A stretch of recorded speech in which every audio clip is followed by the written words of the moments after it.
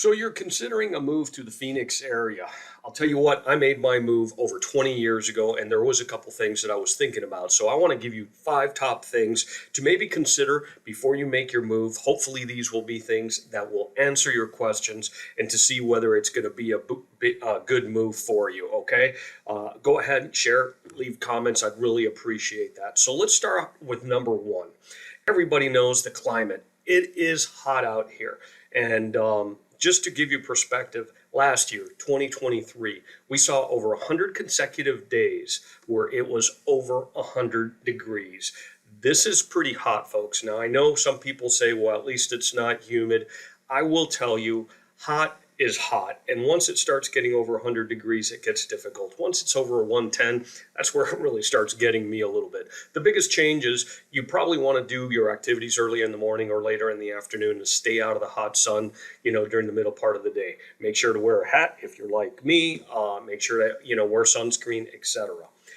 Well, let's go ahead and move on to the second thing that was a consideration, and that's housing. There is a lot of housing options here in the Phoenix area. You've got your condos, townhomes, single-family homes. You've got high-end luxury homes. So there is a plethora to choose from. And I will tell you, though, we do have a shortage of inventory right now in 2024. There is still quite a few options. There's over 16,000 listings on the market currently and quite a few rentals as well. But what can you expect to pay as far as the averages and medians? Well, let me share with you. The monthly average right now is $534,000 for homes. The median is $435,000. Well, what about rent? Rent right now is about $2,100, and that there is your average. What about schools? That is another quick question that you should ask yourself. Where are your kids going to be able to go to school? And I'll tell you, I'm not going to be able to go through all of them now. There is public schools, there is private schools, there's charter schools, etc. I'll tell you what, I am going to be talking about something later on, and there will be a link in that paperwork where you can check it out. But there are some fantastic schools here, some great programs for sports, for academics, etc. So rest not, you've got really good choices. So now we're on to item 4, which is going to be outdoor activities. And I'll tell you what, Phoenix in Arizona has got so much to do outdoors. Let's just look at sports. I mean, soccer ball, pickleball, all the different sports out there. There's a lot of intramural places for adults. There's a lot of, team sports for kids. Of course, you've got golf year-round here. A lot of hiking, a lot of different outdoor activities like that, mountain biking, outdoor biking, you name it. It really is a phenomenal place for outdoor activities. So moving on to a fifth, and this is something added, is water supply. I know I thought about this when I moved here over 20 years ago. You may as well. So this is ArizonaWaterFacts.com. Great place to visit, check it out. But just a quick overview. The amount of water used, or where it's used by sector, 22% is municipal, industrial use is 6%, and agricultural is the vast majority of what it is used for, 72%.